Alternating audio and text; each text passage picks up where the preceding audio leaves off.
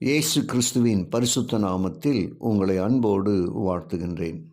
இன்றைய வார்த்தை சோதனையில் சாட்சி என்கிற தலைப்பின் கீழாக அது உங்களுக்கு சாட்சி ஆவதற்கு ஏதுவாயிருக்கும். லூக்கா 21:13. நமக்கு துன்பங்கள் வரலாம், ஆனால் அந்த துன்பங்கள் நம்மை சாட்சிகளாக மாற்றிவிடுகின்றன. இயேசு சொன்னதை கொஞ்சம் பாருங்களேன்.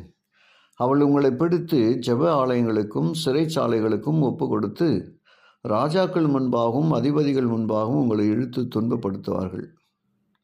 ஆனாலும் அது உங்களுக்கு சாட்சியாவதற்கு ஏதுவாயிருக்கும் என்றார் இயேசு.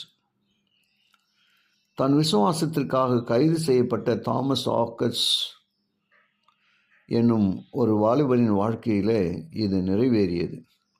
போனர் என்னும் பிஷப் அவனை விசாரித்தார்.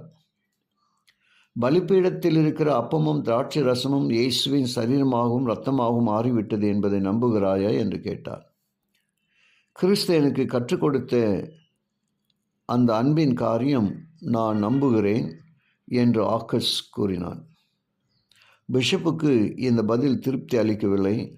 மார்க் 14:22 இயேசு அப்பத்தை எடுத்து அவர்களுக்கு கொடுத்து, நீங்கள் இதை வாங்கி புசியுங்கள், இது என்னுடைய சரீரமாய் இருக்கிறது என்றாரே, அதன் அர்த்தம் என்ன என்று பிஷப் கேட்டார். அந்த அப்பம் இயேசுவின் சரீரமாகவே மாறிவிடுவதில்லை, அது அவருடைய சரீரத்துக்கு அடையாளமாக இருக்கிறது. அப்போஸ்தலருக்கு அவர் அப்படித்தான் பிரசங்கித்தார் என்று ஆக்கஸ் பதிலளித்தான். வேதாகமம் சொன்னதால் தான் நம்புவீர்களோ என்று கேலியாக கேட்ட பிஷப் அவனுக்கு மரண தண்டனை விதித்தார்.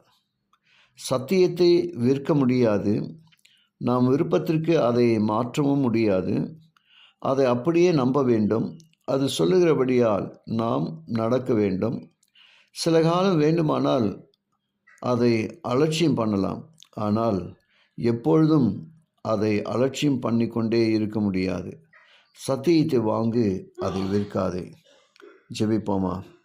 கிருபையுள்ள நல்ல பிதாவே, உமக்கு நன்றி சொல்லுகிறோம். இது அந்த நாளுக்காக நாங்கள் ஸ்தோத்திரிக்கிறோம். இந்த நாளின் வார்த்தை எங்களுக்கு எத்தனை அற்புதமான ஒரு சாட்சி பகராக காணப்படுகிறதுக்காக நன்றியப்பா. கேட்ட ஒவ்வொருவரையும் ஆசீர்வதிங்க. ஒவ்வொரு குடும்பமும் இயேசுவின் நாமத்தினால் ஆசீர்வதிக்கப்படுவார்களாக. இயேசுவின் வழியாக ஜெபிக்கிறேன் நல்ல பிதாவே. ஆமென்.